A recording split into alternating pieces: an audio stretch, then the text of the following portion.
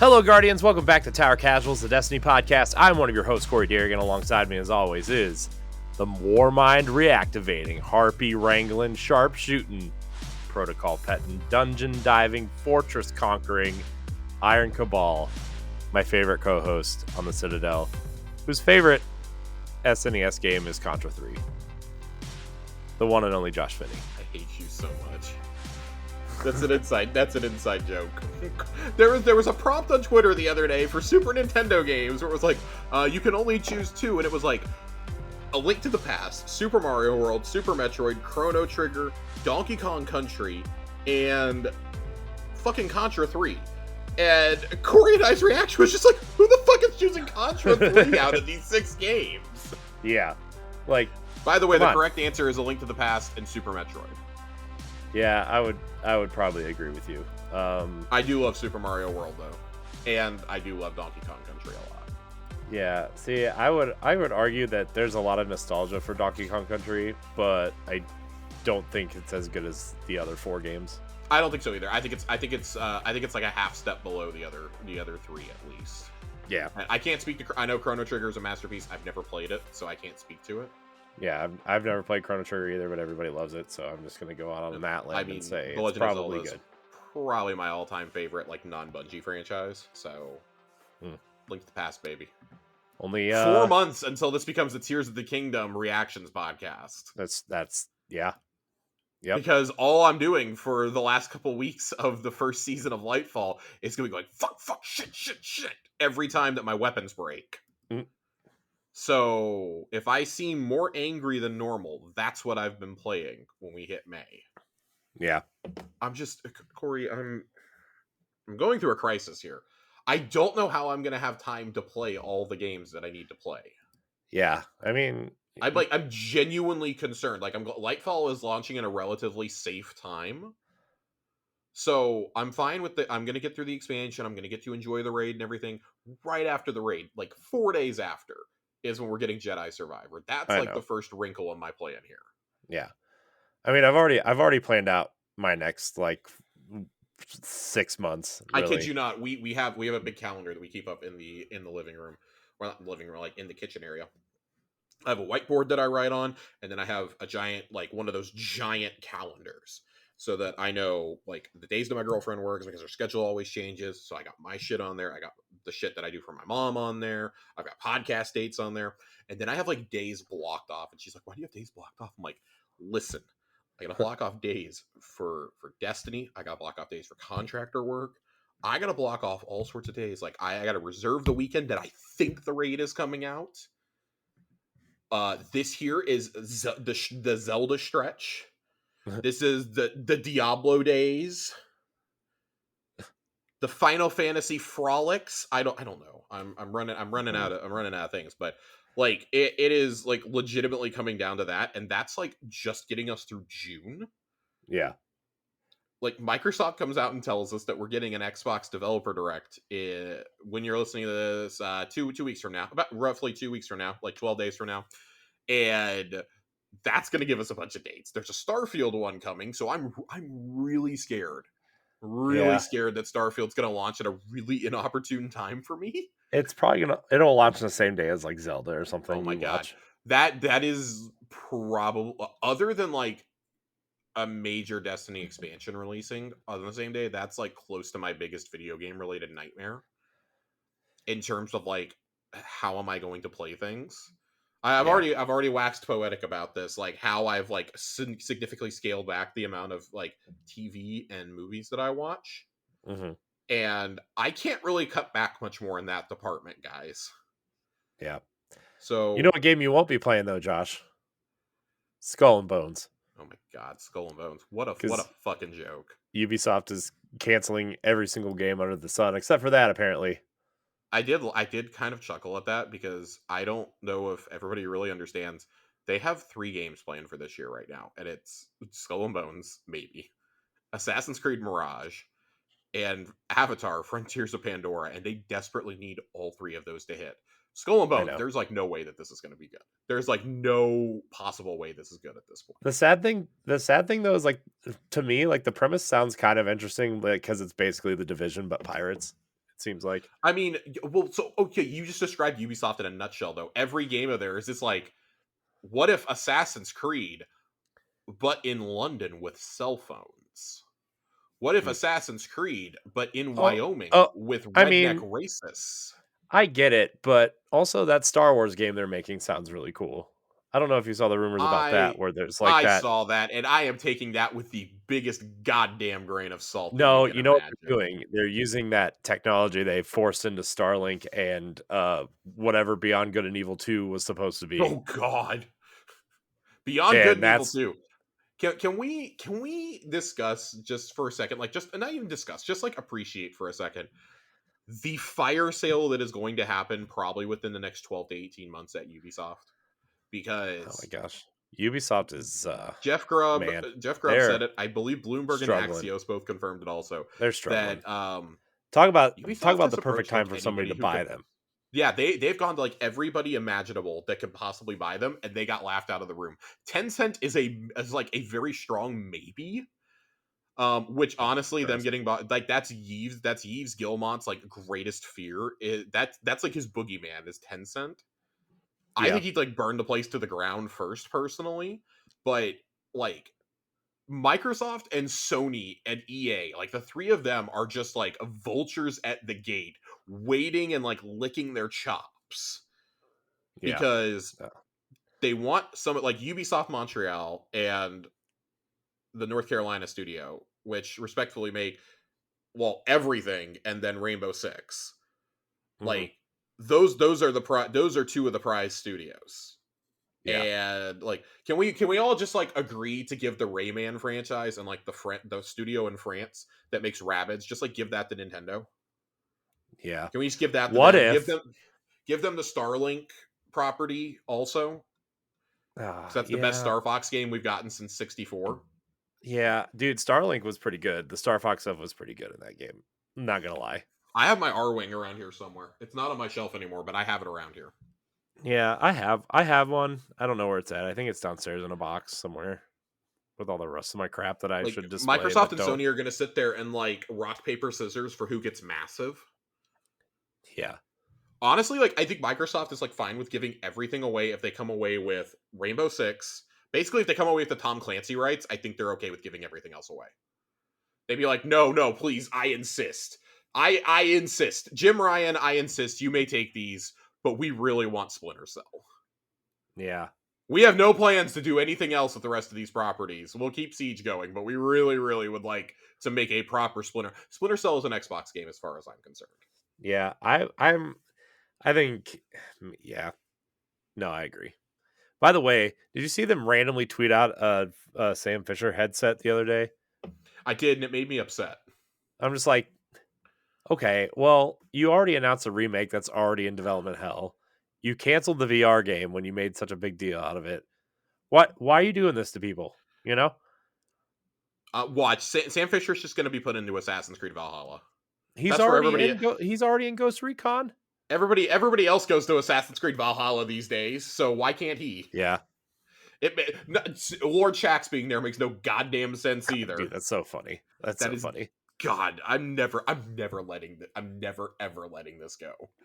I'm gonna complain about it. Every couple of days. You know I what see though? somebody on my timeline tweets, what crossover would you like to see next? And every time I have to like resist sending in like a manifesto. Yeah. You know what though? No Kratos in Assassin's Creed Valhalla. No Kratos. Yet. Hmm. They said they were done. They told me that 2 years ago. So It's true. it's gonna happen. It's true. But Corey, you They know just what keep else is adding on gonna to that. They just keep selling stuff for this game because it's the only game that works and they've sold pretty much works? in the I last. still can't finish my game. It's been 2.5 years. I don't, I don't know. Buy the Jax armor and it'll fix it. God, dude, I have to like give them a tip to fix my account. But you know what we don't have to wait long for? Some significant changes to Destiny 2 that most of us have been asking for quite a while. Yes. This game Yes. is becoming way more user friendly. Now Free if we could just mods. oh god, dude. Let's see. Let's recap what we all went through in terms of emotions on Tuesday afternoon Yep. when they come out, just the Twitter account just drops a news bomb Tuesday afternoon. I know, it was funny. Paul Tassi tweeted out, he's like, I had to actually check to see if this was the real Destiny account. I did too. I checked, and when I saw that Joe Blackburn retweeted it, I was like, okay, we're good. We're good. Joe quoted it. We're good. By the way, side tangent, Paul Tassi lives like 3 hours from me. He's in Cincinnati. Fun. Cool. Not that that's important to anybody. The Superior Ohio football team. I mean, I'm not going to argue with you. Well, I mean, their quarterback's not a. Listen, one of you has a rapist. One of you has Joe Burrow. Yeah. Okay, so one of you is a quarterback that would fit better on the Pittsburgh Steelers. I don't want to talk about it. Okay. One of you has Joe Burrow. I just don't want to talk about the Browns right now. Although we're interviewing Brian Flores today, apparently, because he's going to want this job. Yeah, he wants to be with Deshaun Watson. He made that really clear before. That's why he wanted him in Miami. You guys can't escape it. It's great. Okay. So yeah, massive TWAB this week. After we saw the tweets and we verified that they were real, we had some awesome stuff. So they have it all packed in here. Jam-packed first TWAB of the year. Jam-packed. Man, God. Jam-packed. I don't know if it's strawberry or grape or apricot or whatever. That was a jam joke, everybody. That was a jam joke. I prefer preserves. Who prefers preserves, first of all? I think I do. Oh. Okay. I really like strawberry preserves, personally. Decrease the power level needed to enter Grandmasters by 25 to 1580, which is the powerful cap. That's huge. That's huge. That means if you hit the pinnacle cap the season before, you are now technically Grandmaster ready right off the bat. Yeah. Huge for accessibility. Decrease the overall power level of Grandmaster activities by 10 to 1620. This does not make it any easier, though, because current power difference of negative 25, all enemies are 25 power level above you, is still in effect. What this means is you can enter at 1580, but enemies will be 40 power above you. You can use artifact power and or pinnacle drops to increase effectiveness up to 1595, where you reach a maximum effectiveness. We will have more information on further changes to Grandmaster Nightfalls and other high difficulty modes coming soon. I am really hoping that this is the beginning of making things, like, honestly, just doing away with power levels. I think this is the beginning of it. Mm-hmm. I have a feeling that they're going to do the same thing with raid, with the raid, and with like maybe like dungeons, like master activities and stuff. I have a feeling that we're going to get more of this information the same day that we get the raid date announcement. That feels like the pretty obvious route for me. Yeah. But this is huge. You can now start grinding adept weapons the first week. Yep. So if it's anything like this season, so for example, Warden of Nothing is the Nightfall this week, and it has Wendigo as the reward. Wendigo will not be available again in another Grandmaster that's easy to farm until the last week of the season, and as the only time it will be up as an adept weapon, I believe. Yeah. So this kind of helps avoid those scenarios for those of us who, I don't want to say we're Grandmaster ready right away, but who are ready within like 3 weeks or so. That significantly speeds up our timeline a little bit. And for me, honestly, means that I can free up some time later on in the season to do other things. I don't have to kill myself getting Grandmaster ready, because that is a slog of a grind. You have to be at pinnacle cap, and you have to grind out probably like 15, 16 levels usually. Mm-hmm. It's too much. It's too much. If you're going to make pinnacle experiences more accessible on paper to the community, that's great. That's a change we've been asking for forever. So 2 thumbs big up here. I need to see what else you're going to do, but this is a great first step, and it takes effect starting on Tuesday with the hotfix. Yep. You're not even waiting until Lightfall to drop this. Joe Blackburn said, yeah, the team kind of moved mountains to make sure that this and the mods were going to be ready to go. Yeah. That we were planning to hold them for Lightfall, but I think it's been pretty evident that they needed something to get this community excited. Yeah. And moving this up, cool. Yeah. I agree. Let's talk some Iron Banner, Corey. Iron Banana. Iron Banana. Now, you got a chance to play some more Iron Banner over the I weekend. did. I actually turned my thoughts around from last week, and actually I really like the mode. No bath towel though. I probably played like 30 or 40 matches, no bath towel. That seemed to be a very common sentiment among people, was they were missing like one piece of armor. I myself had to play about 30 rounds to get the cloak. Yeah. And it's absolutely maddening. Yeah, I was kind of shocked that like I mean I got a ton of chess pieces. That was like the one thing I got them. I probably got like 10 chess pieces. I got a lot of chess pieces and a lot of helmets. Yeah. Same. Yeah. Yeah, I think my thoughts have stayed largely consistent. I had a lot of fun. We went on a crazy streak over the weekend. By we, I mean we got a whole group together from the Discord. Myself, Johnny was in there, Max was in there, Joasis was in there. I think we had our buddy Phil at one point was with us. Or I was Phil instead of Max. We had a whole six stack of people running around though, and we were kind of memeing on people. Phil and I busted out Mountaintop Recluse. Wow. And we were running around using those, just having a good old time. As a six stack, we were running into a lot of teams who were just trying to throw, and we're like, "Fuck it, we're going to speed it up for everyone. We're just going to come in and massacre y'all." Yeah. I had this crazy clip. It's very clear upon watching it that I was glitching at one point. Yeah. I was kind of like teleporting around, even if it wasn't evident on my screen. But I got like 6 or 7 glaive kills in a 25-second span. Oh wow. And almost all of them were melee. Wow. Yeah, that was pretty wild. We later would find out that in that match I was 2 or 3 kills away from getting my very first we ran. So for somebody who's not very good at PvP, that was exciting, even if my game was a little bugged. It was a really good time though. I really enjoy the mode. I don't like it better than regular Iron Banner control, but I think it was a fun little twist. I would not mind seeing this mode show up as a rotator. Yeah. But I continue to think that something like Eruption should be the mode. Yeah.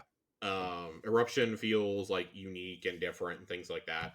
I think now you've probably got 3 solid modes you could keep in there for Iron Banner. You got regular control, you've got the zone control, and you've got Eruption. Yeah. And they've already committed to, we're not going to launch new modes with Iron Banner anymore after this and that. Because man, it's what a turnaround from Rift. Right. Like I said, I really enjoy this. We actually have a question about this, and I want to read this question first. This comes from Zhao. Zhao writes in on the Discord just like you can, and says, if you could create your own new mode for Iron Banner with a splash of Cabal touches to it, what would you do? So I'm gonna let Corey think on this for a second. Well, I actually thought about this because I saw this early. I saw this question earlier. Well, then I'll let you go first. I was actually thinking of some sort of almost like a PvPvE type situation. Mm-hmm. Nothing like nothing like Gambit, but you know what I mean when I say that. Yeah. It's still primarily a PvP mode, but like you infiltrate a bit. Now, granted, they would have to make some new multiplayer maps for this. Whatever. Bungie make new maps. But I was thinking like you go in and you infiltrate one side of the map and to capture a flag and take it back to your base. But when you get there, there's like, you know, some phalanx or whatever there with shields and stuff. And then like maybe the last round, there's like a heavy, like a orange bar or yellow bar in there that you have to take down, all while others are trying to defend you, you know? Yeah, I was kind of thinking something similar. I would like zone control, but I got two ideas, because I actually do think zone control is a really good Iron Banner mode. Yeah. Maybe when you take zones, Cabal turrets pop up and they're friendly to you. Yeah. And they're like orange bar turrets. Yeah. I think red bar would just defeat the purpose. I think orange bar is kind of a fine difficulty right there, because I think yellow is too much to defend 1 point. I think all 3 turrets on the big zone should be yellow, and I think that zone should move. I think it should be like a Cabal laser coming down from the sky, and it should be moving, and you have to move with it, so that you can't just sit in a bubble or a well. Yeah, that'd be But cool. the other change I would like is I would like for when it's when somebody gets a power play, or when it's like the Cabal zone is moving, I would like for Keitel to take the comms over. Yeah. I'd like for her to be like shit talking you, and the Saladin be like, "Oh God, Guardian," just like he's like just sighing in the background, and you hear her like barking orders. Yeah. Like if you're doing the thing, like she's commending you, and like hold strong like a line of Cabal, and if you're losing, get in there, you war beasts. Stuff like that. Like I'd love for her to like mention Gaul as like, some smack talk or something, like, oh, you're doing to those Guardians what Gaul did to the city. And then like have like Saladin off to the side, like, we don't do that here. Like I think you could make some really funny banter between. I'd like for Zavala to like walk in on this and be like, "What the fuck is happening?" Yeah. There's some really fun things you could do here. Yeah. I would also like if like too many teams like start spamming bubble or something. Like I would love different audio lines to play. Like 2 bubbles pop over each other. Have Saint 14 like start commentating. Yeah. Oh, Guardian, this is glorious! Like I would love it. I would love it so much. Yeah, that'd be super cool. There's a lot of fun things I feel like you could do with Iron Banner. Like I get that it's Saladin's thing, but like if you're gonna have these goofy game modes, I think there's a lot of things you could do. Like maybe with like Eruption. Like Eruption is the one I think I would love to like hear Keitel's reactions to. Yeah. Like, oh my god, like, oh god. Oh god. I think there's other things you could do, like maybe you could do like it's not Cabal themed, but maybe you could do like a Rasputin themed one where like you have to defend the war sat within PvP. Like I don't know. Oh, yeah. That may not work actually, but like I will always take experimenting with something or doing a new twist on a classic mode over just here's something from Destiny 1. Like, no. We have everything we need from Destiny 1 in terms of PvP modes. We're good. Yeah. We're good. Yeah.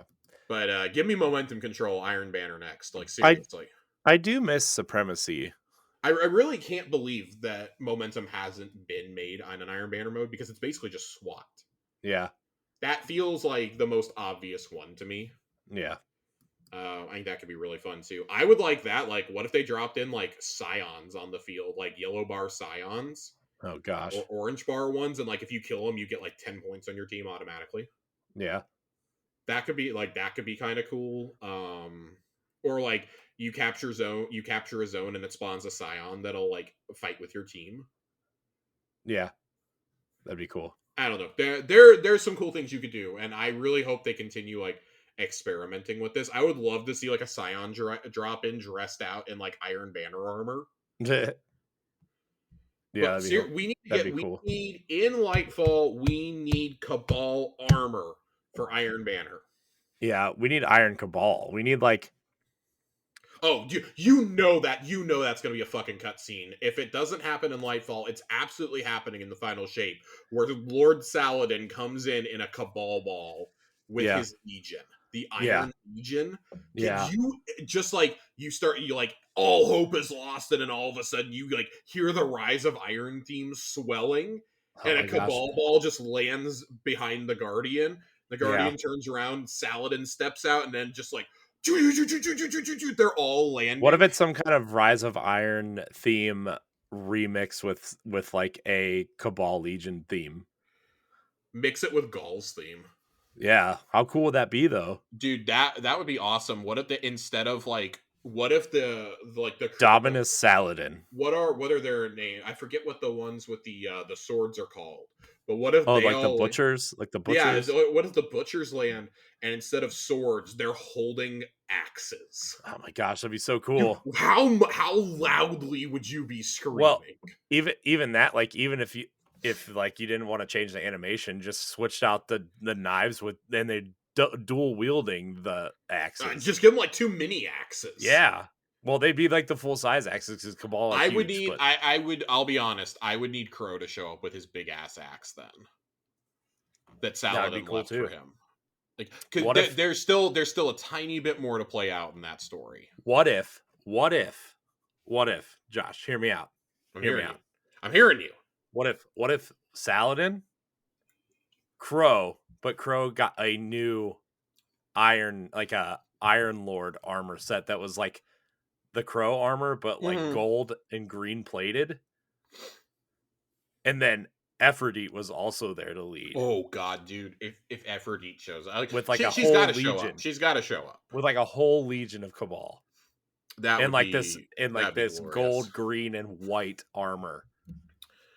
Yeah, I feel like it would make more sense for Crow to like do that. Crow's either doing that or he's leading the hunters in the battle, like one of the two. Yeah. I feel like this makes more sense. Like it brings closure to his story there, and like Plus, like it the doesn't make whole, sense for him to fight for the reef.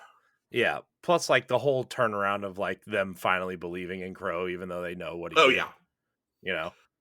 yeah, and I do think like and like oh man, what if like Anna and Shax show up with all the red jacks? Oh, yeah, that'd be God, awesome. we can't go down that. We're gonna have to revisit this topic repeatedly over the next Each year. So each each set of NPC guardians is going to show up with a separate race of like Saint is going to show up with Mithrax and a whole legion of like Elixni. oh dude, he's gonna have all those invisible fuckers with him. Yeah. Can All we these get our pikes, own brigs? all these pikes are flying through, Can and we like get our these own brigs? That's all I want them to bring. I don't want them to bring anything else. I want the brigs. and like and a Saint themed spider tanks. Okay, that would be pretty great. Yeah. They are painted purple. Yeah. Like silver and purple. Well, let's put a pin in this. Let's get back to some Iron Banner. I don't know. I kind of like this talk, Josh. I like this talk too, but this is gonna turn into fan fiction hour otherwise. I can't wait for tomorrow morning when this episode posts. There's Oh my a new God. channel in our Discord called Fanfic, and it's just this rant as the opening thing. Let me paint a picture. God. When Iron Banner returns on January 31st, side note, I'm really, really glad that I grinded out my resets now because I don't know that I'm going to have time to do it this week. That's the week I go on vacation for those of you keeping score at home.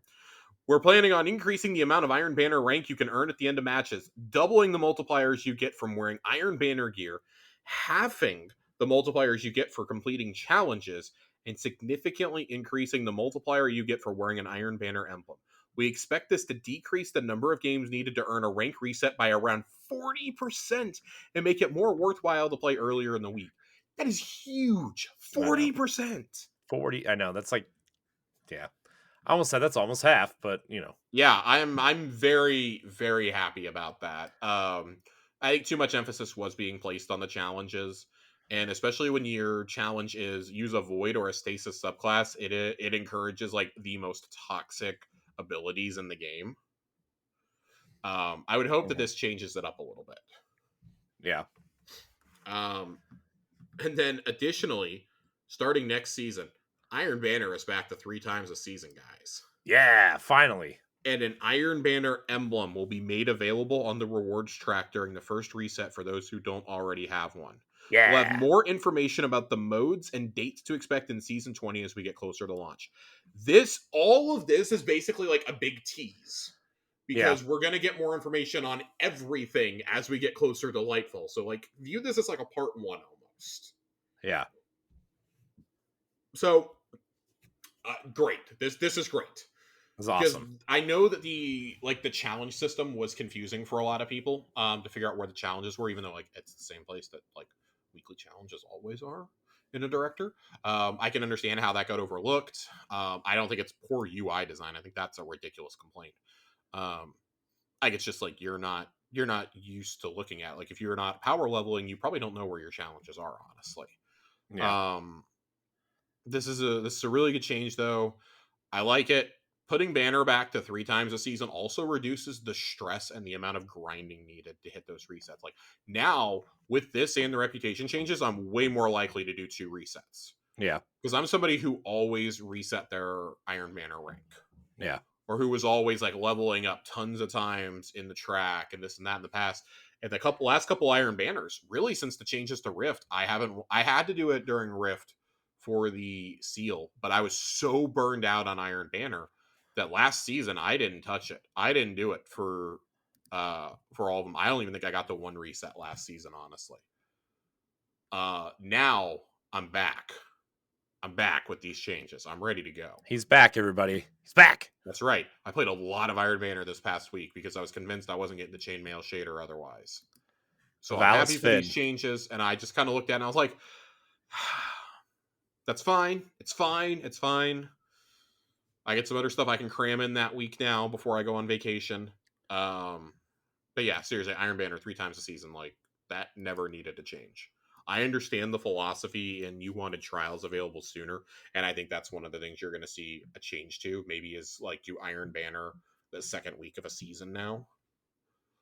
You might not get. I want to know what the dates are for this next season because you're kind of between a rock and a hard place. It's like, do you like trials is very clearly going to suffer because they don't do trials on Iron Banner week. So that's 3 weeks already. You're not getting trials. You're not going to get trials the first 2 weeks of the expansion guaranteed because of the launch of the expansion and the raid. Mhm. That's 5 weeks out of probably a 12-week season. You're not getting trials at least.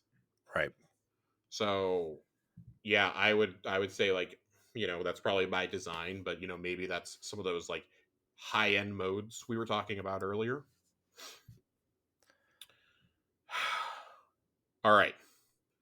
Let's talk about the other elephant in the room, Corey.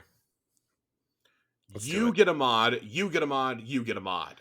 Everybody gets a mod. All standard armor mods are now unlocked for everyone. Yeah. Now, let's read this with a caveat. Oh boy. With big changes coming to build crafting in Lightfall, we want to give everyone a chance to enjoy all of the standard mods in their current state for the rest of the season. Standard mods refer to everything but raid and artifact mods. Players who were granted access to armor mods in yesterday's patch will not have them appear as unlocked in collections. You can still use them freely in the armor. We have a blog post planned for next week with more information on how mods and build crafting all will be leveling up in Lightfall. This concerns me a little because this is something we've asked for so many years. We finally got it, but we get it with an asterisk. This tells me more of like, again, back to the light level thing. Your leveling is going to revolve around mixing and matching mods from the artifact and raid mods, and getting mods from specific game types. Yeah, I would agree with that. I think that I think that the ultimate, and obviously, like, this is pure speculation. We'll know by the time we do next week's episode. My initial thought is that they're seeking to bring Charge with Light, Warmind Cells, and Elemental Wells all more in line with each other. Mm-hmm. Because let's be honest, there's really no reason to use Warmind Cells. Elemental Wells are very good in specific builds, and I mean, Charged with Light is an old reliable at this point. So, and I think like for a lot of hunters, for our builds, like honestly, Powerful Friends and Radiant Light are like 2 almost essential mods for us to have. With the plus 20, the plus 20 mobility and the plus 20 strength, especially on like a stasis build, because you're constantly getting back. If you have that with like the stasis elemental wells, you're constantly funneling through your throwing stars and your dusk fields. Like, it's essential to have. And I think they're trying to reduce that. I think part of it's going to be trying to reduce how essential that those mods are. There are a lot of groups out there, even in LFG, who are like, hey, we need you to put on these specific things, and people don't have them. The current mod system sucks. It sucks because something will be sold and then it won't show up for like 8 months, and that's not a joke. So if you didn't happen to log on that day, or you're not following Twitter accounts that specifically data mine for this, you're screwed. You're shit out of luck.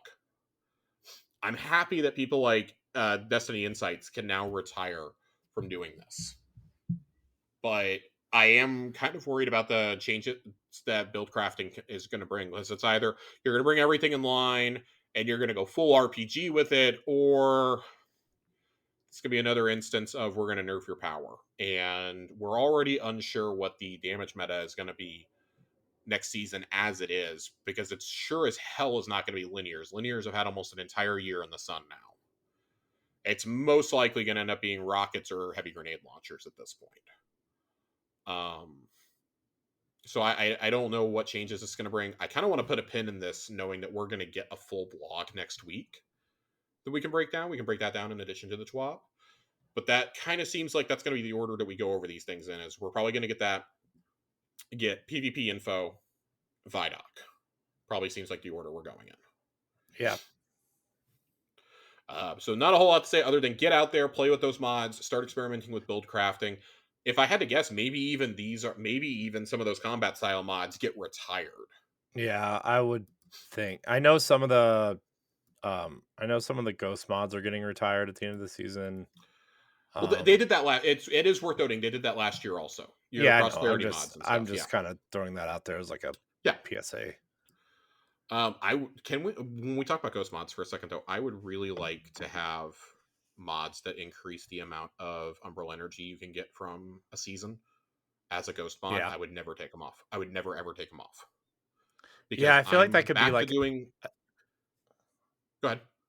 Oh, I was gonna say I feel like that could be like maybe like a thing you get on your season pass thing. Yeah, actually that's a great idea. Give it to me at like level 30 because you're getting the seasonal kind of chunks anyway throughout the pass. Like, why not make that the third or like the second or third one? Like so you said, like level 25 or 30. I'm going to go a step further, and instead of giving it to me in the rewards track for that, because that effectively locks you out if the season pass is over, unless they have changes to how we're going to access season passes, that would be gone. Give it to me as like at the end of the first step of the seasonal story. Yeah, that too. I think that would ultimately be a little bit better and more accessible for everyone. But either way, like I've been doing the Leviathan stuff again because I'm trying to get enough patterns to craft Bump in the Night. If you do not have a Bump in the Night crafted with Chill Clip, you need to go get it now. You need to get that. That is Bump in the Night is the Pulse? It's the Derelict Leviathan rocket launcher. Oh, the rocket launcher. Yeah, Bump in the Night is the rocket launcher. It's funny. It's the one I made fun of, and I said, watch, I'm going to make fun of it, and it's going to become meta. It is insanely strong if you have Gallarhorn, one Bump in the Night with Chill Clip, and other rocket launchers. Like it can dust anything instantly. Instantly. So that's gonna be something that everybody should be going to get off the Leviathan right now. You have enough time. If you have not started getting that pattern, you have enough time from the recording of this episode to go get all 5 patterns for it. Yeah. Even if those are just the ones that you buy each week like I am, you have enough time to do it. You should do it. We were using them in Master Nightfalls earlier, and it was just insane how much damage Joe and Nadiki were doing. It was absolutely wild. I'm really hoping that this is like kind of a sign of the times that we're getting ready to change damage metas. I'd be fine with going to rockets for a little while, or especially with the return of Wendigo, going to heavy grenade launchers. Either would be a nice change of pace from linears. Linears have been fine, but so many of us have firing line on ours that we kind of have to group up, and it makes it really hard for a boss like Rolk, which I think is part of the fun. Right. But especially with the nerf to Divinity, I think that linears too will be nerfed, because let's be honest, you pair Divinity with 5 linears and there you go. So I have a feeling that'll be changing. Go get your weapons. There's a really good list in the Discord right now if you're a part of it. If not, I'm going to take some things off of that list and talk about them next week. About things that you should be trying to grind out before the end of the season. Just in preparation for anyone who wants to do the legendary campaign or who wants to jump into that raid day one, things that you can get right now to prepare yourself. We did this last year. Essential things to go get. We're going to do it again this year. I'm going to throw in a few of my own caveats. I'm going to talk to John. I'm going to talk to Dealer. I'm going to talk to Joasis. I'm going to talk to a bunch of people who have great builds in our clan and in our group and find out what do they recommend, what would be their top weapon recommendations, and I'm going to compile them into a list. We're going to talk about them next week when we're talking about build crafting. Maybe I can convince John to come join us if we're going to be talking about mods and builds. Yeah. All right, stay focused. Starting next week, we are making the following changes to the cost of focusing weapons and armor. Focusing costs for all Trials of Osiris, Iron Banner, Crucible, and Gambit weapons / armor will be reduced to 25 legendary shards, down from 50. I will have you know, I'm pretty sure that my Iron Banner engrams were costing 100 shards to focus last week. Huh. I think Why? this is wrong, but I'm pretty sure I had to pay 100 shards for each Ganora's axe I was trying to get. Well, that's strange. It's not great. Adept weapon focus cost will also be reduced to 50, down from 250. The glimmer cost of focusing regular ritual weapons has been reduced to 5,000, down from 10,000. We are making these changes to make focusing gear more available to players, especially newer players who have not been saving up Scrooge McDuck piles of legendary shards over the years. That is me and Dealer, I feel. I am sitting at like almost 40,000 legendary shards. Oh my god. I'm pretty sure he's in the 30,000s. God, you want to give me some of those? If I could, I would. If we could have a clan bank, I would give at least half of them to the clan. That's a great idea, actually. It's been a great idea that I've been yelling about since like Destiny 1. Give us a clan bank. Not that not that all of your legendary shards go to the clan bank, but you can donate to the clan bank if you want to. I would like to be able to donate and like see your rep climb, like your clan rank can increase or something.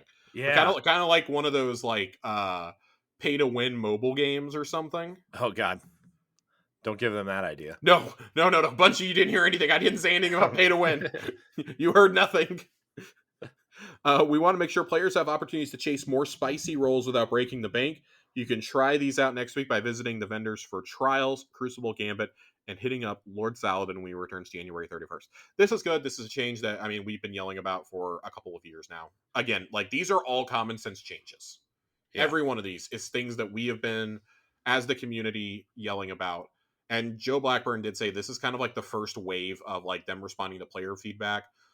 Cosmo, God bless him, waded onto Reddit either yesterday or today and was soliciting player feedback so that they can respond to a lot of it. Like, what are the most pressing things concerning the community? So, Godspeed, my man. Damage is no longer there to do it for you. So, sorry, Cosmo. Sorry, Cosmo. You had to reactivate your Reddit account. Oh, gross. What if his name was like Schmajmo? I mean, his name is it's the exact same handle as I know, but just to like get in there and see what it looks like first before he actually goes in for real. He's like, nah, too much. No, so just real common sense, short common sense little thing here. I do wonder though, with the changes to this, if we're going to be able to focus Vanguard weapons soon. We need to be able to focus regular Vanguard and Crucible weapons. We need to be able to do that soon. Yeah, they may have made a change with Crucible this season. In the back of my mind, I feel like they did, but I don't know for sure. That shows you how much I care about what's happening on that screen. I think that you got to be able to access there's no excuse for us not to have every vendor doing it now. Yeah, it's been getting phased in for a year and a half now. It's long past time for Zavala and Shax to get in on the action. They're the last two missing. So just let me do that. We've got roles that show up at Zur and at the Gunsmith every week. I'm not saying that Rahul needs to have it, but we need to find out. They're going to have to do a blog about focusing too, because we're supposed to get legacy focusing next season, and I want to know what that entails. Yeah, we already know it's going to include past Trials, Iron Banner, and Nightfall stuff, and I guess I just want to know to what extent. Yeah, is my question. You think the legacy stuff will cost more because people didn't get them, or do you think it'll cost the same? Um, You think it? I'll You be think they'll honest. be special? I could see the armor costing quite a bit. Yeah, Um, like maybe if you get an armor Ingram, it'll be like 100. But like if you do a specific piece of armor, I could see it costing like 250 to 300 because you're probably only getting it to transmog it at that point. yeah, I think that would be the common like thought is like, oh, once you have the armor unlocked, it's probably gone. It's in your collections, it's gone. That would be the easiest way to reduce some space. But I think that's a way to bring back past seasonal items also. I'm not saying like, oh, every single weapon needs to be made re-available, but like give me a greatest hits of stuff from last year especially. So yeah, like let me take a splicer Ingram and it has the chance to give me Chroma Rush, Ignition Code, or Grid Skipper, for example. yeah. Um, give me things like that. Like we need to have that, and then like there's still the elephant in the room of how are we going to get patterns we did not unlock for crafting this year? Because if they Right. lock you out from getting patterns, that's the ultimate FOMO. Yeah, And I don't think you can just say it's as easy as here's everything in the world loot pool. We saw they very clearly did not do that this year. yeah. Although I feel like that needs to happen now. Like last year's weapons probably all need to come into the world loot pool at some point, or like maybe now that we have two sets of Cabal weapons, we're probably getting a third one next year. Maybe we can have somebody in the helm or in the tower selling Cabal weaponry. We could have maybe Ido can be chilling down there by Drifter, selling Fallen weaponry. Yeah. Get back to using the Black Armory stuff. Like I honestly think the schematics probably go to Ada for crafting. Like they're gonna come up with something like, oh, Ada and Eris worked together and they made a portable copy of the relic, so you can just craft in the tower or in the helm now. You don't have to go all the way to fucking Mars. Right. Because the whole point of going to Mars was because it was story driven. Yeah. And like we were there for the expansion and for the investigations and everything else. I'm tired of having to load in the Mars. That's 3 different spaces I have to go to. This is the same problem we had in Destiny 1 all over again. Yeah. Yeah. Oh, I Look, gotta go to the just Iron Temple. Oh, I gotta look, go to the Reef. I gotta go to the Tower. just look, just destroy the tower at this point. Well, Like, so I was on board with that, and I'm really glad you said that because that segues into my next point. The tower is not going anywhere. I know, but Yes, you can pet the dog. I know For those of you who do not know, if you somehow missed us talking about it, how. you can get Archangel, the mechanical dog, unlocked as a companion in this game. And he is a good boy. He sits in the helm, and you can give him pets. You He can good boy. activate the good boy protocol. He good boy. Yes. So they concepted what it looked like. Robot dog. It's great. I love it. This image of it in production, or this video of it in production, will absolutely haunt my nightmares forever.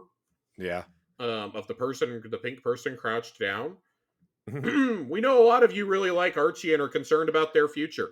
They will be leaving the helm at the end of the season, but they will be returning to the tower in season 21 for more pets. Yay. I am over I'm the moon upset. about this. I'm upset, Josh. Not Why are because you upset? not because the dog is sticking around, right? Archie good boy, okay? Yes. But gosh, the tower, like you said, I'm tired of going to like 700 different places to go Yeah. do stuff. I really thought we were leaving it behind and we'd be doing everything in the helm this next year. They're setting it up. The helm is in space. Let's go. We're leaving. Hey, maybe this is like a big red herring. Maybe the dog really is just chilling on the helm. We don't know. I mean, maybe, but still, like, I think, man, I'm ready for the helm to open up. Like, open up a space downstairs too. Like, I don't know. That ship is huge. Like, open it up and let all the NPCs chill in their own little room, right? Like, I don't know. It just bothers me at this point that we have to go to the tower. We So have to go. Not only do we have to go to the tower, we have to go to like 3 separate spots in the tower. We have to go to the helm. We have to go to yeah. Mars. We have to go to like I mean, we have to go to the Leviathan sometime. Like, there's too many places. Too many. I would like to infer something based off the information they gave us here. He's returning in season 21. The next season is not 21. The season that launches with Lightfall is 20. So, season 21, guys, it's gonna be a Rasputin themed season. There's gonna be some Rasputin and Warmind shit going on. Yeah. So, just saying, if he's returning then, either that or they somehow did not plan for this and are like, oh shit, it's gonna take us a while to build this back in. Yeah. Which is also entirely possible, by the way. I think it's gonna be a story thing though. I think it'll. I also think it'll be a story thing. A lot of things, especially over the last couple of years. Winter. Sorry, I Yeah. had something in my throat there. What if Fellwinter becomes the dog, and then you can have a pet? Oh Christ, dude! If you put fucking Rasputin into the robot dog, I'm gonna cry. I'm gonna Fetch absolutely Winter, cry. am I right? I need him to be partnered with Saladin. Yeah. I need him to. Yeah. Either Saladin or Zavala. Give Zavala a hobby. Zavala seems like the kind of man who needs a therapy dog right now. Yeah. I could be okay with that. I could let him borrow Archie for a season. Yeah. All right. You think we'll ever get pets in Destiny? It's funny that you asked that because we have a question about that. So we're going to do the question right now. I'm pulling it up. We're doing the question right now. So, hang on. Gotta find it. I thought it was in here.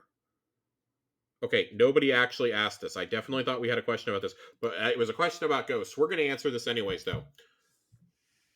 If you could have any like pet in Destiny or like companion in Destiny, what would you want? I mean, I think I would want some sort of wolf or dog, right? I think a wolf makes sense in the lore since we are the young wolf, and I think the wolf makes sense. Obviously, Archangel makes sense now. Yeah, I think it depends on I think you could choose a pet depending on what like your favorite, I don't know, extra activity is. Like either like Iron Banner, you would say, oh well, if I do this in Iron Banner, I'll unlock the wolf, or if I do Vanguard strikes, I'll get, I don't know, a Kaido Zavala baby rhino that follows me around. God. I don't know. I could see a couple of interesting things happen.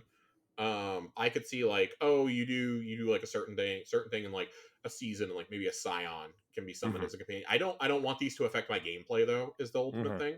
I want them to be like hanging out in the tower. Yeah. I think it would be cool though if they were like if you could implement them into like a subclass super.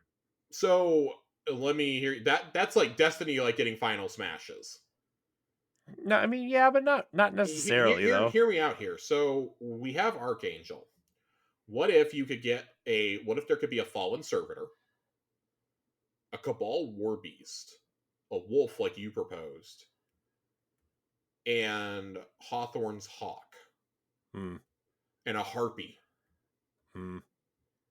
Like those would be like the ones that I think would work. Yeah. But the harpy absolutely has to have. What about Colonel? The chicken. Oh yeah, we could have the Colonel. Poor Amanda Holiday is just gonna be stuck taking care of all our pets. I mean, that's fine. She's not really doing anything anyway.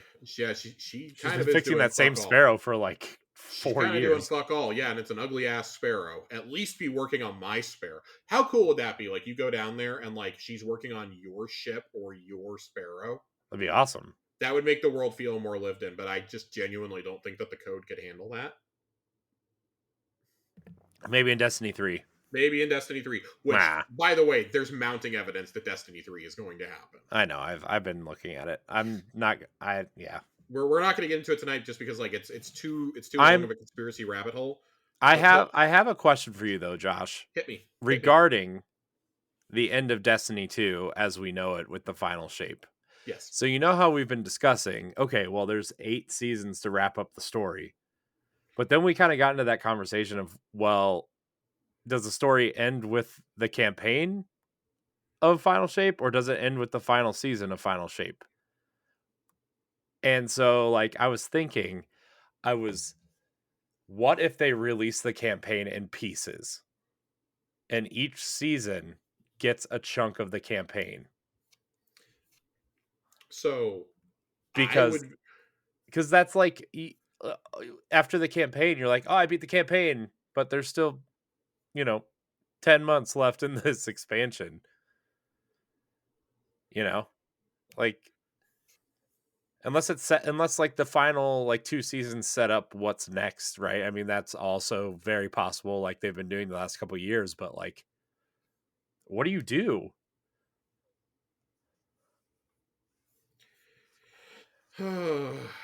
What do you do? um You know? my immediate gut feeling is like I would enjoy the campaign being split up like that, but I think it would turn so many people off to this. Yeah, I mean, I do I too. think that would be really hard to sell. Yeah. Because Destiny's strength has always been in its main expansion. Yeah. What if you sell Not it that as the seasons aren't good. The seasonal storytelling is amazing right now. okay, Plunder notwithstanding. what if you set it up as 2 like medium-sized campaigns? So here was my thought. I was kind of thinking about this the other day. I think that you get the normal. I think you get the expansion. I think that Final Shape is bigger, badder, and probably slightly longer than any other campaign we've gotten, including Witch Queen. Yeah. If you can get it a little bit longer than Witch Queen and keep the same thing of no filler, Yeah.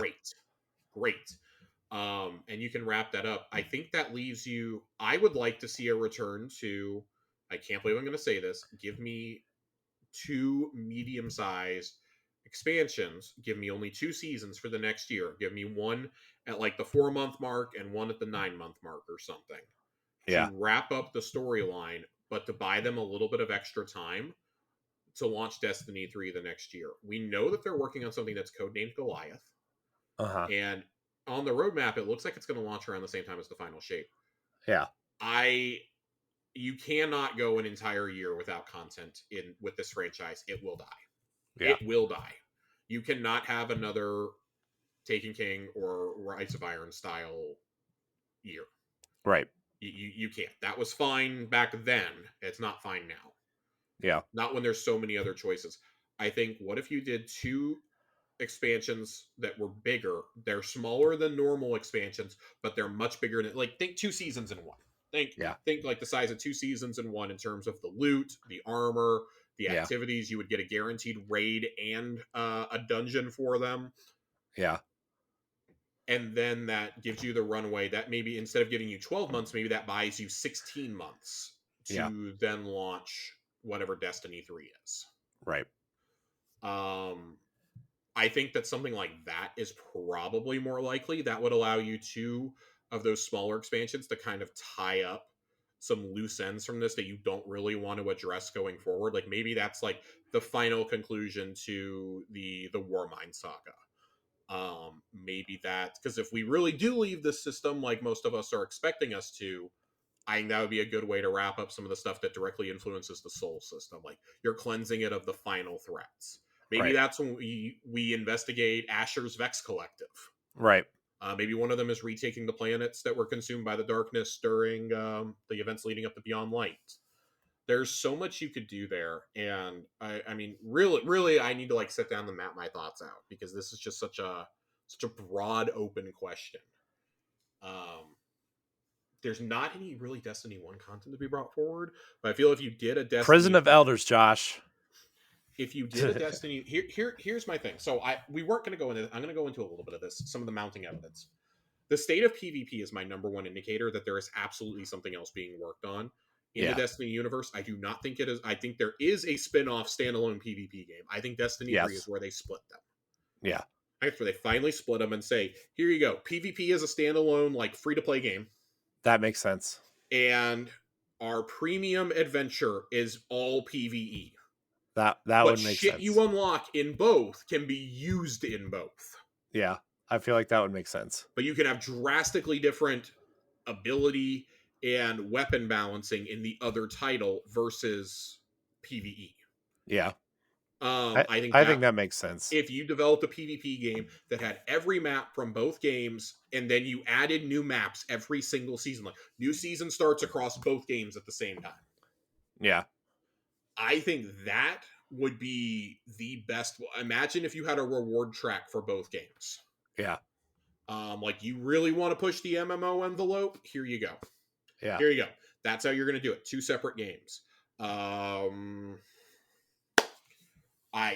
don't know, but the fact that there are so many PvP people at Destiny or at Bungie working on something that I can't imagine you abandoning your baby if you're not trying to make something bigger and better for it.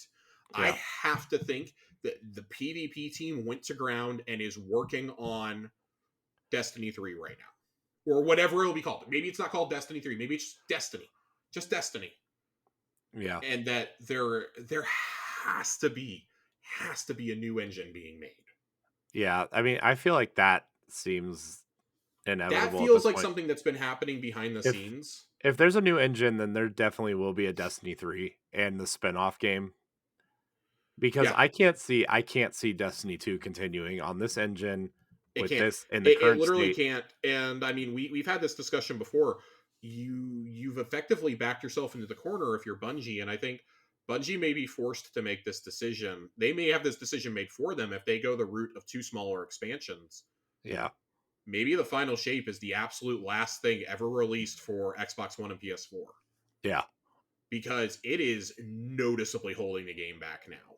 So, side tangent, so my nephews came over Yes. during Christmas break, and I plugged in my Xbox One X and downloaded Fortnite and Destiny on it. Man, have you tried to play Destiny on an Xbox One lately?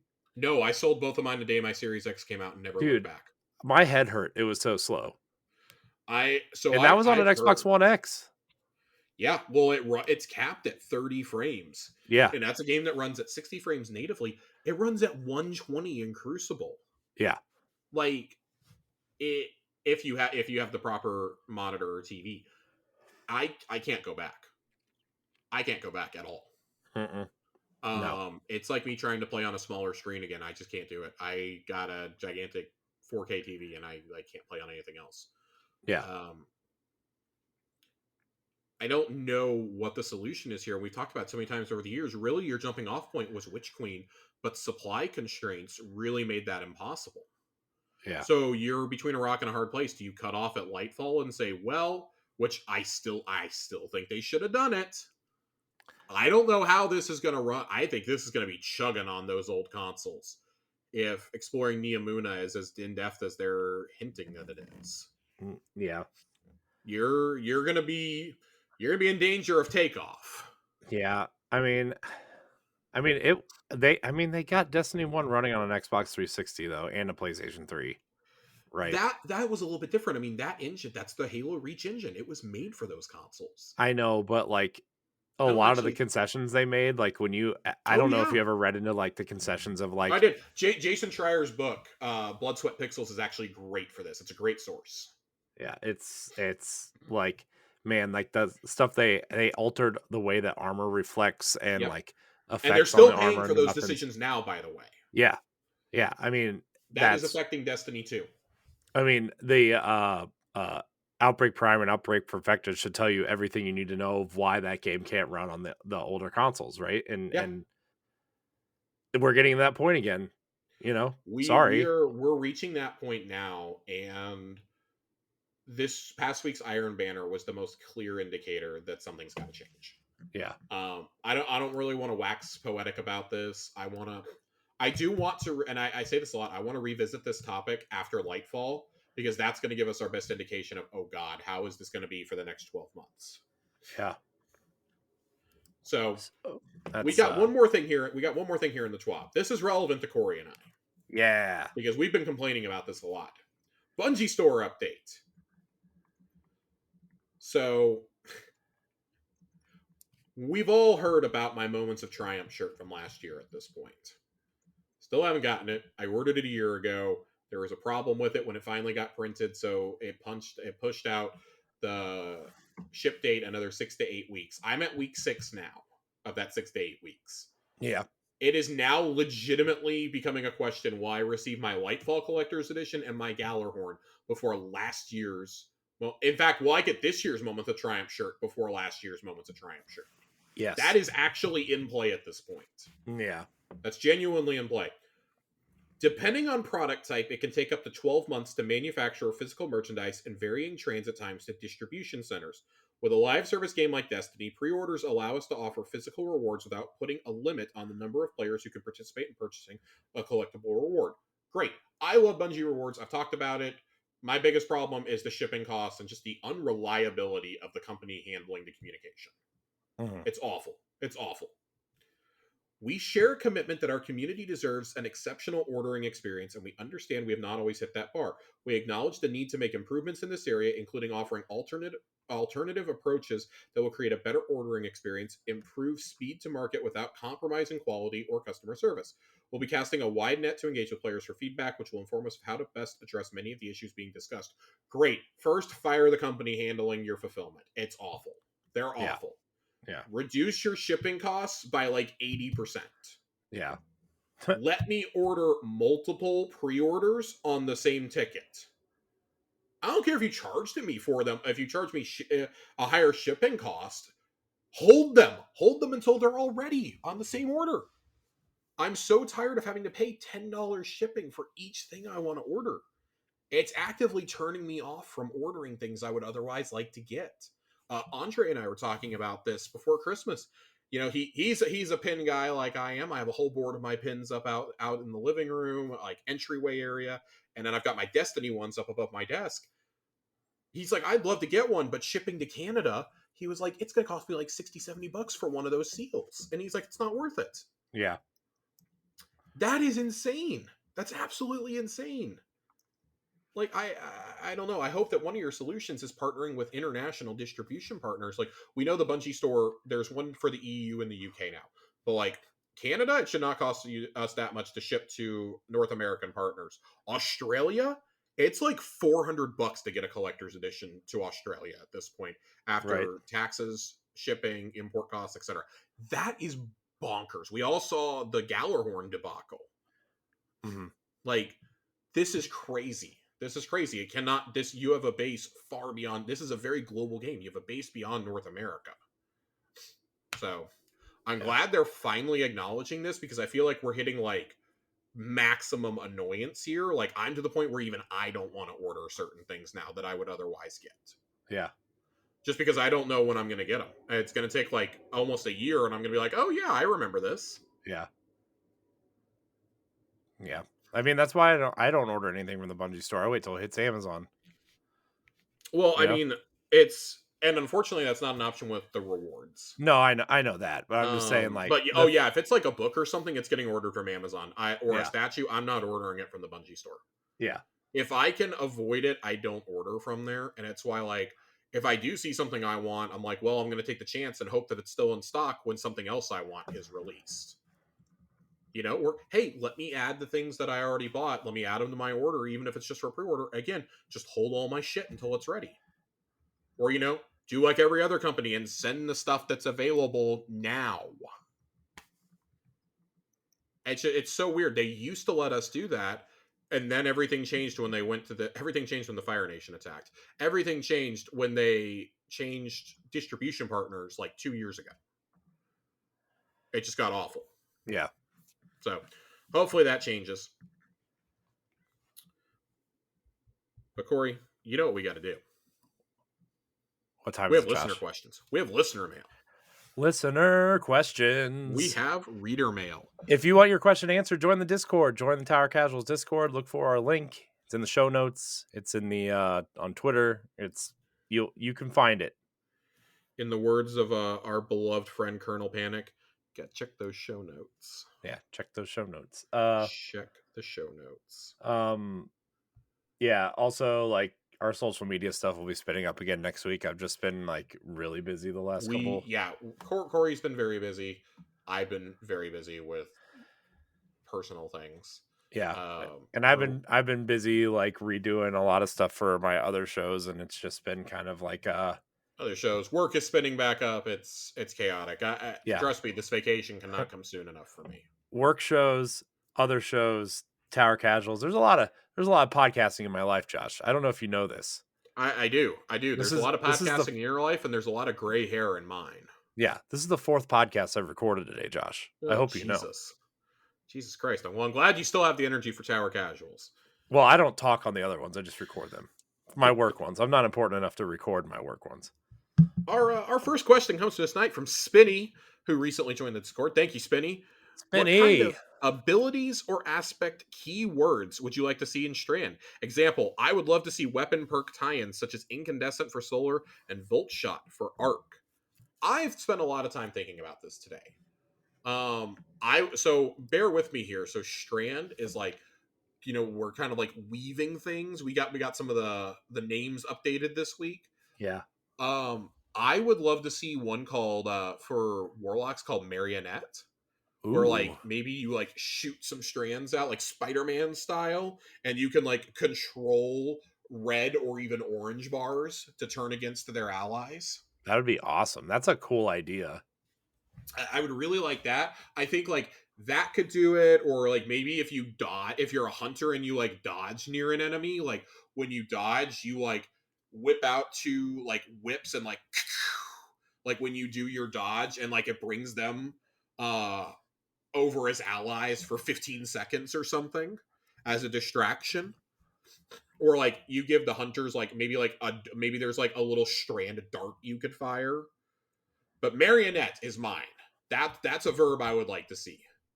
Or like puppeteer or something like that. I don't know if it would be named the ability or if that could be a verb, but I think like Strand is going to revolve around us like influencing our enemies' actions or like the environment around them more than with the other four elements. Because Strand is a tool, it's not necessarily an elemental affinity.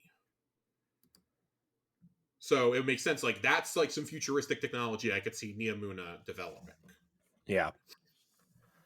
Corey, Yeah. what would you like to see?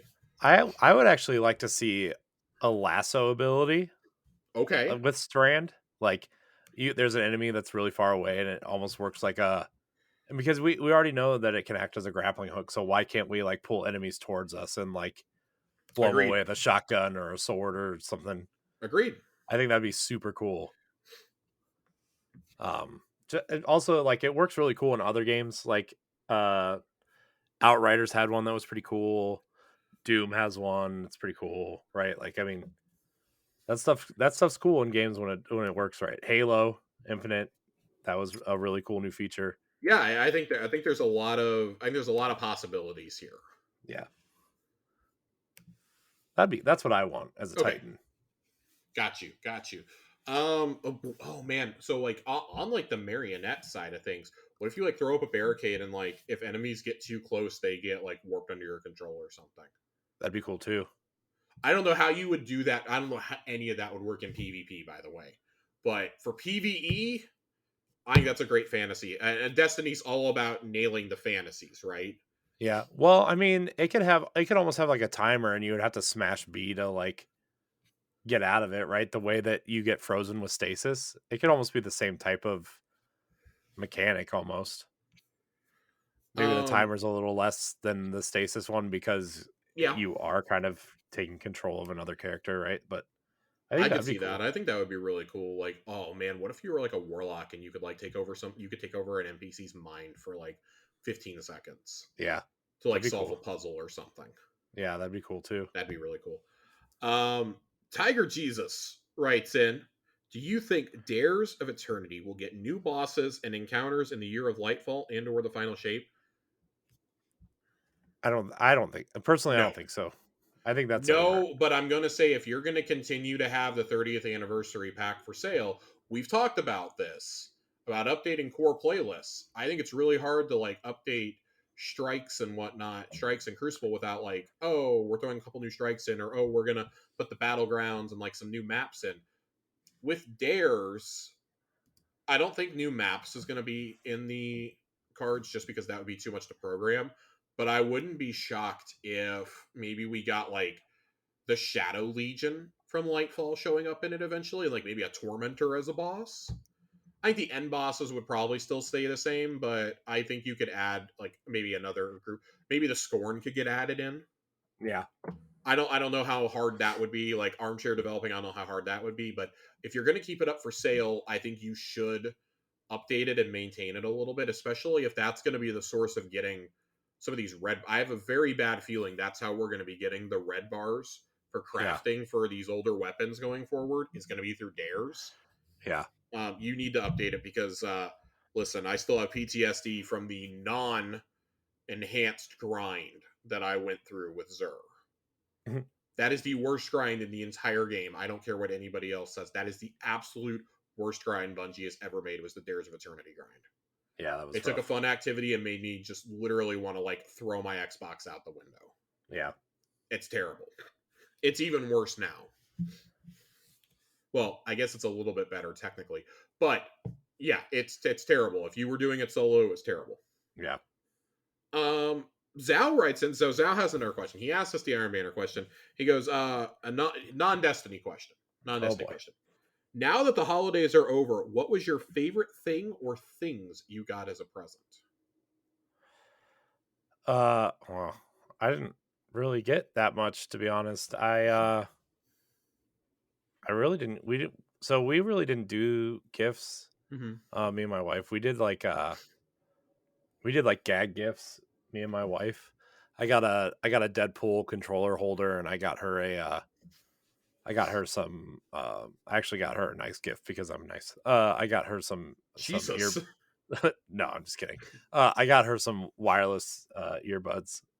Well, Corey bought Because himself a PS5 yeah, that's in true. like the week before Christmas. He was very excited about it. I did buy a PlayStation 5, and I do have God of War and Horizon on it. So um That's fair. That's yeah. fair. So I guess that's my favorite thing I got myself. I got a shitload of books for Christmas. I I saw you posted that on Twitter, like a huge stack of. You that's said I have basically enough all I reading asked material. for Christmas from like my family is books. Um, my grandma kept up her tradition of getting me a video game like she does every year. God bless her. This year's game was Lego Star Wars. So Skywalker Saga will hold a special place in my heart. She's still, at 86 years old, she's still making sure she gets me a game every Christmas. Even though I'm the one definitely picking it out and paying for it at this point, she still gets to slap her name on it. So I let her do it. Well, Yeah, I mean, a couple of the books that I got were really nice. They were like really nice leather, like hard leather bound collector's editions that Barnes and Noble sells. I yeah. got one that collects all 5 Hitchhiker's Guide to the Galaxy novels, Oh, nice. and one that has 3 classic Star Wars stories in it, Ooh, the Bounty Hunter Wars books. And like Boba Fett is on the cover, and like the Mandalorian symbol is etched into the side of the book. It's really cool. They have an Obi-Wan Kenobi collection too. I might have to pick that one up, but I'm a real big sucker for books like that. I got an H.P. Lovecraft one a couple of years ago, and I got Chelsea a Sherlock Holmes one for her birthday last year. So we oh, we nice, really like those. nice. That was fun. I got a lot of books, and well, my dad basically has told me that his very late present to me is going to be the Seattle Seahawks are playing the Dallas Cowboys at home in Dallas, Oh, nice, away in Dallas next year. So he wants to get tickets to go to that. That's a tradition that he and I have. Whenever they come to town, we get tickets to go see the Cowboys and Seahawks play. nice. So I'm very excited to see Geno Smith get his ass kicked by the Cowboys defense. Oh, I do have to say, my mom got me this sweatshirt I'm wearing, and it's very comfortable. It looks very comfortable. This was a new shirt too. This is a new Nice, shirt. nice. It's very comfy as well. I got a lot of clothes. Chelsea bought me a lot of clothes for Christmas because I Hmm, needed some very badly. hmm. Sammy writes in. We haven't had a question from Sammy in a little while. Sammy writes Sammy. in and says, "If you had a ghost in real life, what non-cool tasks would you use the light to accomplish, such as washing dishes, taking out the trash, etc.? And which class would help you the most to have the powers of?" This is easy. I'm gonna be a warlock. Okay, because I want to use space magic to do things without getting up. Yeah, Okay, because if I'm a warlock, I can use Child of the Old Gods to like teleport a beer to me, for I just example. I just don't want to get up and put all my kids' toys away, man. Oh, dude, do that. Like, oh, you could just like you can like float around and shit. Yeah, I'd love it. Being a Titan does not help me in any way, shape, or form unless I'm planning on going to become an MMA fighter. Right. No. Being a hunter, I mean, listen, I also might choose hunter because maybe my leg would work properly again. And I'd get to wear capes. I get to wear capes a lot. But as a warlock, I wouldn't be looked at weird for wearing like a long coat or anything. Well, you might, I but mean, that could be kind of cool. I would use my ghost. I would absolutely use my ghost to wash dishes and like vacuum. I hate vacuuming and I hate dusting. I would 100% use my ghost to do that. man, do the vacuums on all the time here because children. Yeah, I was ready to say you have kids. I You know how have a much cat. you know how much paper and crumbled goldfish and Cheez-Its and pretzels are in our carpet. I Like, don't even want to think about it. God, it's That gives gross. me anxiety. It gives me anxiety thinking about it, I Corey. wear socks so I don't have to feel it on my feet. Oh God. Oh, My wife ran the sweeper twice today when I got home from work, and I got home from work at like 6:15, and my children go to bed at 7:45. So I yeah, hate it. I hate it so much. That's just like, oh God, I'm like visibly cringing. That's so bad. yeah, it's Ugh. rough. Oh, I'm imagining it. So you would also choose vacuum. Yes. Okay. Joasis asked, this is the question I was looking for. It was not about what pet are we going to get. Where in the tower do you think Archangel will reside in season 21? There's two options. There's three options, I would say. My pick personally is Drifter. I think he's going to hang out with Drifter. Yeah, that makes sense. I feel like he's going to be in Ada's kind of cubby hole. Okay, so I didn't pick Ada, but I'm glad you did. I thought Ada was a little too on the nose.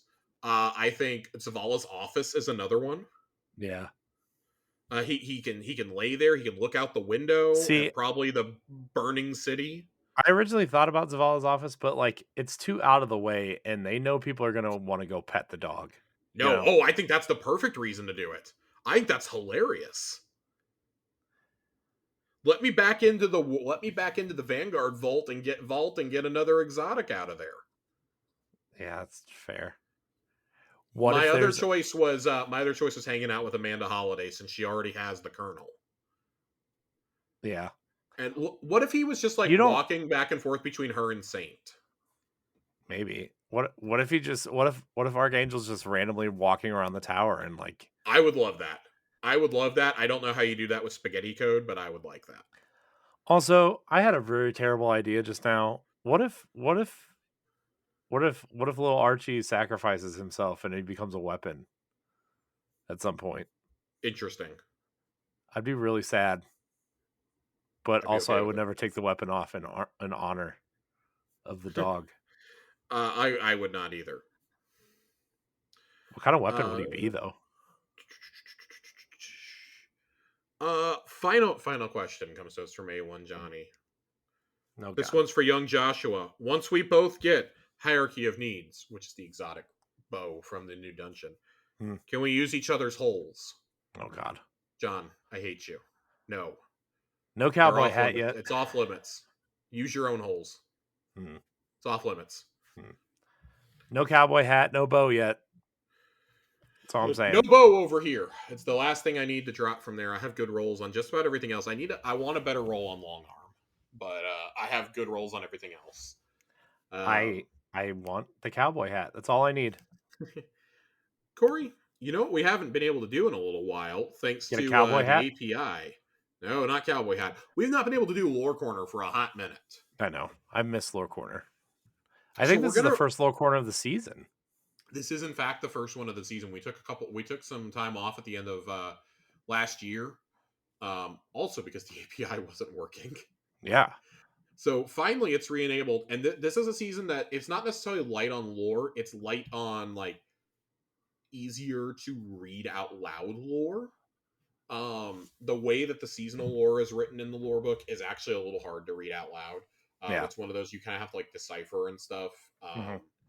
But I'm gonna get some lore corners together for the rest of this season. Now that everything's finally unlocked and I can sit down and like plan out, okay, what do we want to talk about? So we're gonna rewind just a little bit. We got a piece of lore during the dawning that I've been wanting to read. I've been jonesing to read this for weeks now, and I really wanted to do it last week, and I was bummed when it wasn't up. Uh, I read this right after we went on break, like literally the next day. I read this and was like, "Oh, I really, really want to do a lore corner on this," because I think it's actually great in terms of like the hive.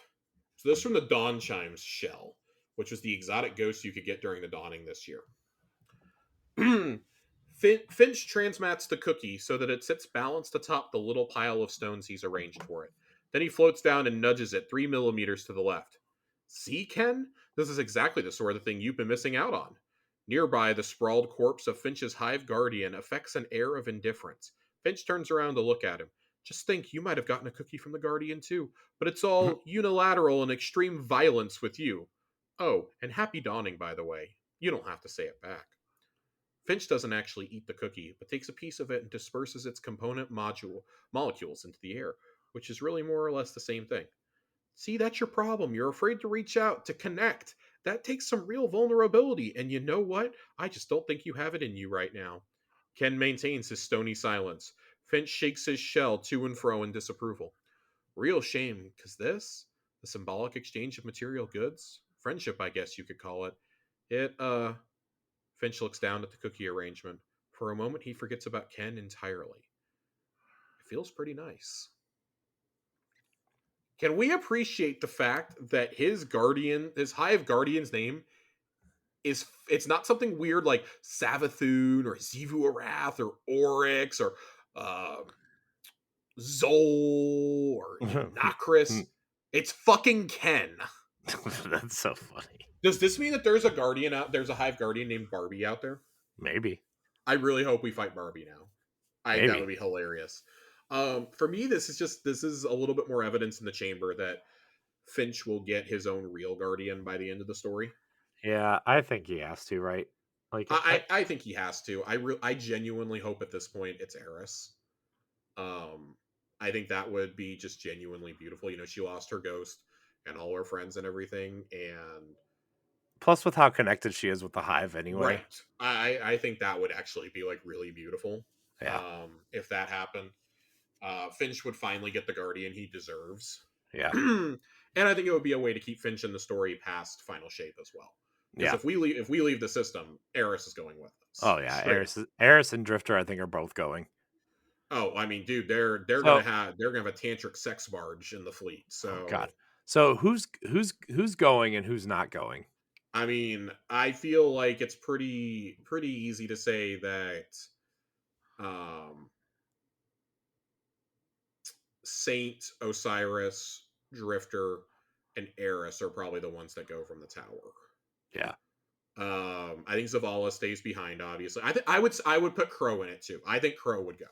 Yeah. I think Crow would be sent. I Maybe think Elsie. I think the major titans will stay. Yeah, I think all the Titans. Well, not the major ones because Saint would definitely go with us. I think that Shax, Well, Zavala, and Satan Osiris's story is different though, right? yeah, I'm saying like Saladin, Shax, Zavala. I could also see them sending Saladin with us as a Cabal envoy.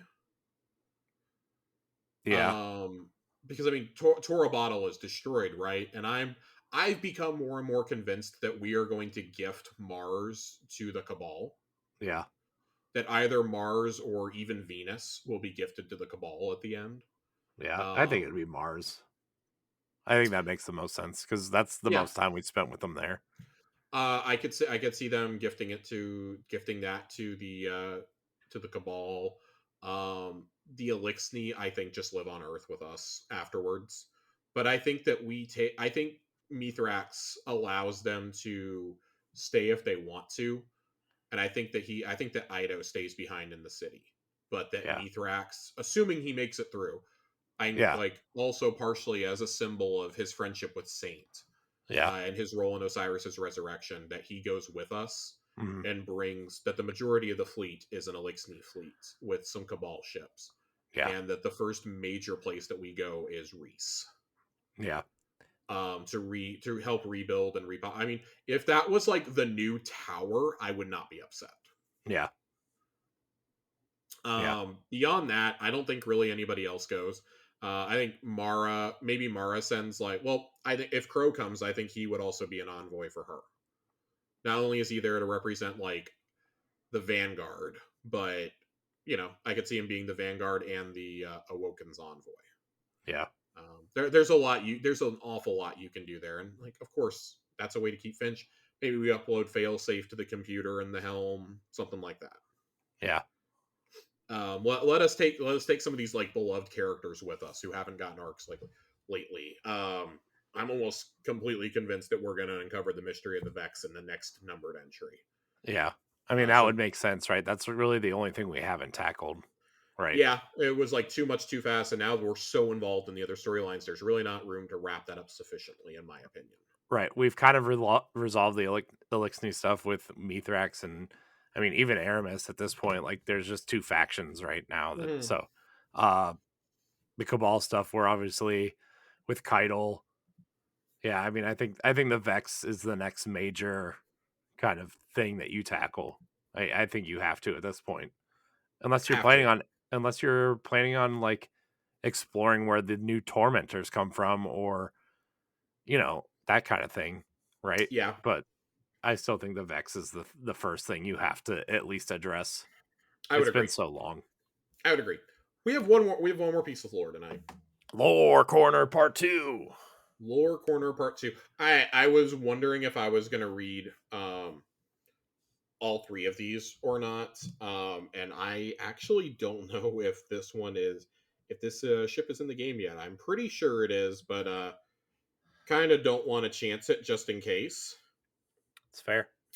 Um, so we're gonna read from the Infiltrator shell, which is I believe it's the Ghost in the Rewards track on the season pass. Ido and Eris Morn sit together amid disorderly piles of books. Ido neatens the piles as best she can, straightening and arranging and alphabetizing. Eris places an open book face down on the table while her eyes glance over another. Hive runes, not hive runes, riddling the uncurled page. To Zivu Arath, war and worship are one and the same. Through combat, her desires become our desires. Her conflicts become our conflicts, Eris muses. Ido has learned the habits of her research partner, how Eris speaks as much to herself as to those around her. We are pulled into the same model of action, Ido muses. She smooths the folded page of the first book Eris set aside and leaves a bookmark in its place. This strengthens Zivu Arath's position. Violence always bleeds its own end, Eris says, folding a page corner in the second book before closing it. Zivu Arath knows this. Her rituals are not apotropaic gestures, they are invitations. Ido runs the tip of a claw across her datapad, which she has accumulated many meticulous notes. But war itself is a ritual, Ido says. Green eyes meet the Elixir's blue. How so? There are tactics and planning, the scribe says carefully. Engagements and losses, sacrifices, all organized to a larger design. To wage war is to invite, or to compel, the participation of one's enemies. Ido holds Eris's penetrating gaze. Savathun directed us to her desires by making them our own. So too does her sister. Their methods differ, but their goal is the same. Eris rises to her feet. There is an avalanche of papers as a nearby stack of books tips onto the floor. We must compose a message to the Techians. This is. I mean, this isn't anything like super monumental. This just shows the continuing role of Ido in Guardian Society, really, and that she is. This is, as we saw in the cutscene this week, she is really like they are intent on. This is a war council. Like they tell you to go attend the Vanguard meeting, and it's Zavala, Keitel, Mithrax, and Anna eventually, and the Yeah. Guardian. Like Ikora's not there, and like most of them aren't. Most of them really aren't talking. Because I mean, we gotta save on voice actors, right? Um, I think it's really fascinating that they're there though, and I saw people criticizing it, like, oh, well, why would those two be there? And it's like, well, because they're basically our closest allies right now. Like, we need Mithrax and Keitel to be in the loop so that things like the beginning of Witch Queen don't happen again, where we have to slaughter somebody's army to get somewhere. Right. We need to all be on the same page. We may need them to give us a ride at some point too. Like, So, if the planet is glassed or something. oh my god, yeah. Like we may need a quick getaway here, people. So I think that's fine, but I think this is actually kind of great because Ido working with Eris is kind of perfect. That's the person that I think she should be working with in the tower the most. Eris is a big book nerd. She's the one that we go to for questions on rituals and everything. But Ido is realizing things that even Eris hasn't realized. Right. She's kind of realizing the same thing that we have from the books of sorrow, and like I think this lore piece may be another step in the realization to how to break the curse of the dreaming city. Yeah.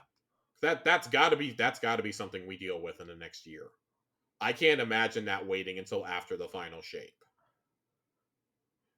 There is still a role for Marasov to play in this story. As we're seeing this season, I find it very interesting how she's so invested in stopping Xivu Arath. Yeah. Almost like she's had a complete change of heart since the events with Crow in Lost, and now like she's all in.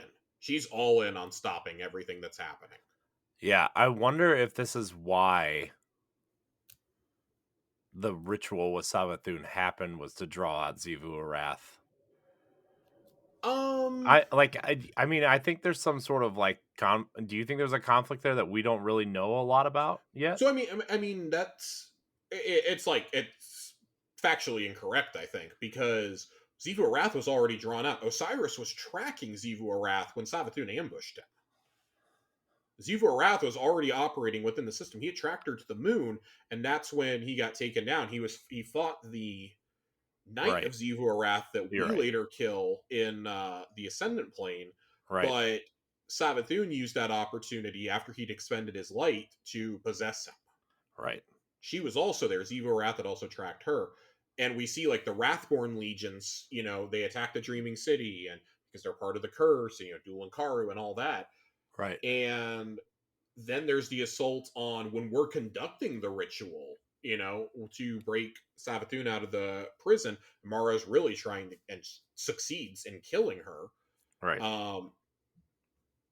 And that was also, I guess, like partially to draw out Xivu Arath's brood, but like you have her brood and the Scorn attacking at the same time. Right. I don't think it was necessarily to draw her out, but I'm gonna look into and make sure that this ship is in game. But there's a lore piece I want to read next week that's going to answer some of these questions called Spirit of the Warmind. And I want to make sure it's in the game before I go ruining anything. I know the Ghost Shell is not in the game just yet. And that's not even accessible in the API for me. But I want to make sure that this ship is earnable. I'm 99% certain it is. This is going to answer some of our Marasov questions and some of our Xivu Arath questions. This is actually, I think, going to be fairly important going into Lightfall. Think of this as a part 2 to what we just read on the Infiltrator Shell. Okay. Yes.